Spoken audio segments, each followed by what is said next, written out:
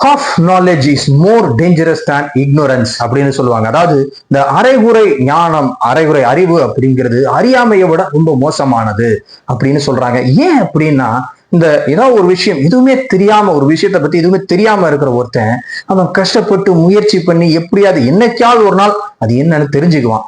ஆனா இந்த அறகுறையா தெரிஞ்சிருக்கான் பாத்தீங்களா, அவன் வந்து முதல்ல என்ன நினைப்பான், நமக்கு இந்த விஷயம் முழுசா தெரியும் அப்படின்னு நினைக்க ஆரம்பிப்பான். அப்படி நினைச்சுக்கிட்டே இருக்கிறவன் நாளாக நாளாக என்ன பண்ணுவான், நமக்கு தெரிஞ்சதுதான் கரெக்ட், நமக்கு தான் அது முழுசா தெரியும்னு நினைக்கிறவன் நமக்கு தெரிஞ்சதுதான் கரெக்ட் அப்படின்னு நினைக்க ஆரம்பிச்சிருவான். அதனால அவன் மத்தவங்க சொல்றதை என்ன சொன்னாலும் அதை கேட்க மாட்டான், புரிஞ்சுக்க மாட்டான். இதுக்கு உங்களுக்கு பெஸ்ட் எக்ஸாம்பிள் வேணும்னா வேற யாரும் தேவையில்லைங்க, நாம இந்தியர்கள் தான் இதுக்கு பெஸ்ட் எக்ஸாம்பிள். அதுலயும் தமிழர்கள் ரொம்பவே சரியான உதாரணம் இதுக்கு. ஏன்னா நாம அப்படித்தான் இருக்கோம், நமக்கு தெரிஞ்சதுதான் எல்லாமே, நமக்கு எல்லாமே தெரிஞ்சிருக்கு அப்படின்னு நினைப்போம், நமக்கு தெரிஞ்சது மட்டும்தான் கரெக்ட் அப்படின்னு தான் நாம நினைச்சுக்கிட்டு இருக்கோம். ஏன் இதை சொல்றேன்னு பாக்குறீங்களா? அதை பத்தி நீங்க வீடியோ பார்க்க புரிஞ்சுக்குவீங்க. வாங்க நீங்க வீடியோக்குள்ள போலாம். நமக்கு அறகுறையா மட்டுமே தெரிஞ்சு, ஆனா நமக்கு எல்லாம் தெரியும், நமக்கு முழுசா தெரியும், நமக்கு தெரிஞ்சது மட்டும்தான் கரெக்ட் அப்படின்னு நாம நினைக்கக்கூடிய ரொம்ப முக்கியமான ஒரு விஷயம் நம்மளுடைய வரலாறு. நம்மளுடைய, அதாவது இந்த இந்தியாவுடைய வரலாறு அப்படின்னா நம்ம நினைக்கிறது என்ன, நமக்கு தெரிய, அதாவது நம்ம தெரிஞ்சுக்கிட்டது, நம்ம படிச்சது எல்லாம் என்னவா இருக்கும், அதிகபட்சமாக பிரிட்டிஷ் பீரியட், அதுக்கு முன்னாடி முகலாய சாம்ராஜ்யம், அதுக்கு முன்னாடி 1-2 பேரரசர்கள், அவங்களுடைய வம்சாவளி, இதை பத்தி மட்டும்தான் நமக்கு தெரியும். ஆனா உண்மையிலேயே இந்த இந்திய வரலாறு அப்படிங்கிறது ரொம்பவே பெரிய விஷயங்க. அதாவது நம்ம நாட்டை விட ரொம்ப குறுகிய கால வரலாறு உள்ள அமெரிக்கா மாதிரியான நாடுகள்ல கூட அவங்க வரலாறை பத்தி ரொம்ப பெருமையா பேசுவாங்க. கிட்டத்தட்ட ஒரு 300-400 வருஷம் முன்னாடி இருக்கக்கூடிய வரலாறு கூட அவங்க தான், இந்த 400 வருஷம் வரலாறு கூட ரொம்ப பெருமையா அதை வந்து இன்னைக்கு வரைக்கும் அவங்க அடுத்த தலைமுறைக்கு சொல்லி சொல்லி கொடுத்து வளர்த்துக்கிட்டே இருக்காங்க. ஆனா நமக்கு கிட்டத்தட்ட 2000 வருஷங்களுக்கும் பழமையான வரலாறு இருந்தும் நாம் அதை முழுசா தெரிஞ்சுக்கிறது இல்லை, அடுத்த தலைமுறைக்கு அதை சொல்லி கொடுக்கறது இல்லை அப்படிங்கிறது தான் ரொம்பவே வேதனையான ஒரு விஷயம். நம்ம எல்லாத்துக்கும் தெரிஞ்ச அந்நியர்கள் அப்படின்னா பிரிட்டிஷ், அப்புறம் முகல், இவங்களை தான் நமக்கு தெரியும். அதுக்கு முன்னாடி உள்ள இந்திய வரலாறு அப்படிங்கிறது ரொம்ப கொஞ்சம் தான் நமக்கு தெரியும். 1-2 சாம்ராஜ்யங்கள், பேரரசர்கள், இவங்களை பத்தி தான் நமக்கு தெரியும். ஆனா உண்மையிலேயே நம்ம இந்த அந்நிய படையெடுப்பு அப்படிங்கிறது இந்த பிரிட்டிஷ், முகல் ஆதிக்கம் மட்டும் இல்லைங்க.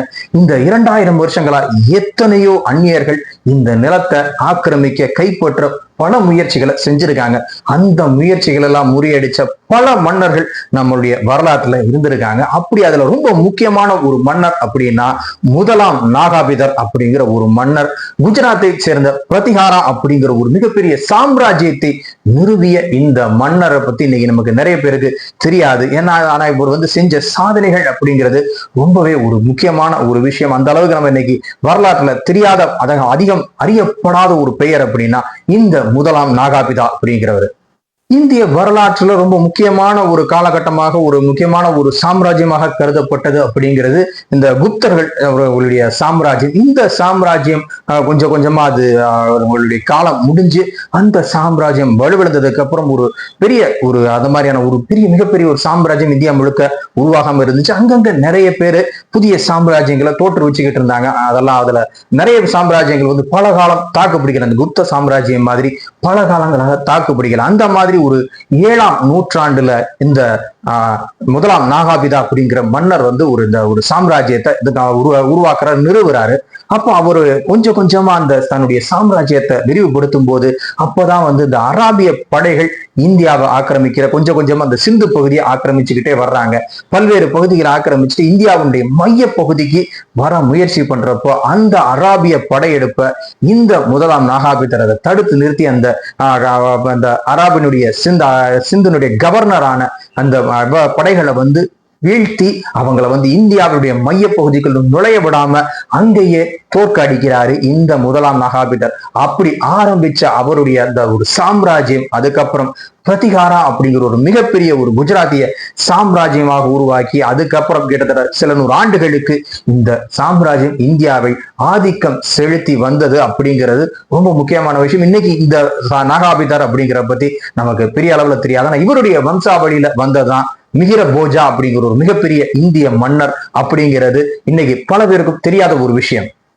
இந்த மாதிரி மன்னர்கள், இந்த மாதிரி வம்சங்களை பத்தி நமக்கு என்ன தெரியும், இதெல்லாம் நம்ம அடுத்த தலைமுறைக்கு சொல்லி கொடுக்கும் போதுதான் நாம யாரு, எப்படிப்பட்ட வம்சம், அவங்க நம்ம முன்னோர்கள் நமக்காக என்ன செஞ்சிருக்காங்க, இந்த நிலத்தை நம்மளுக்கு கொடுக்கறதுக்காக அவங்க என்னென்ன காரியங்கள் சாகசங்களை செஞ்சிருக்காங்கன்னு உணர்ந்தா தான் இதனுடைய அருமையை நாம உணர்வோம். ஆனா நாம இதெல்லாம் பெருசா நினைக்கிறதே கிடையாது.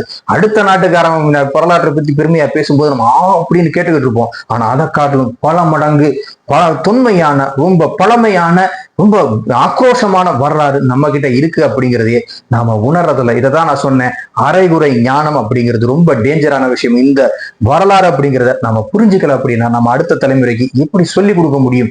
வரலாறு தெரியாத ஒரு தலைமுறை அவங்களுடைய பாரம்பரியத்தை எப்படி காப்பாத்துவாங்க? அடுத்த தலைமுறைக்கு எப்படி வழிகாட்டுவாங்க? அந்த தலைமுறை எப்படி சிறக்கும்? இதை நம்ம யோசிச்சு பார்த்தோம்னா நான் ஏன் இதை சொல்றேன் அப்படிங்கிறது உங்களுக்கு புரியும். இந்த பதிவு உங்க எல்லாத்துக்கும் பிடிச்சிருக்கும்னு நினைக்கிறேன். இந்த வீடியோ பத்தி உங்களுடைய கருத்துக்களை கமெண்ட் பண்ணுங்க. இந்த பதிவு உங்களுக்கு பிடிச்சிருந்தா லைக் பண்ணுங்க, ஷேர் பண்ணுங்க, மறக்காம நம்ம சேனல்ல சப்ஸ்கிரைப் பண்ணிடுங்க. மீண்டும் இது போன்ற சுவையான ஒரு பதிவுல உங்களை சந்திக்கிறேன். அதுவரை உங்களிடமிருந்து விடைபெறுகிறேன். நன்றி, வணக்கம். தடம் பதிப்போம்.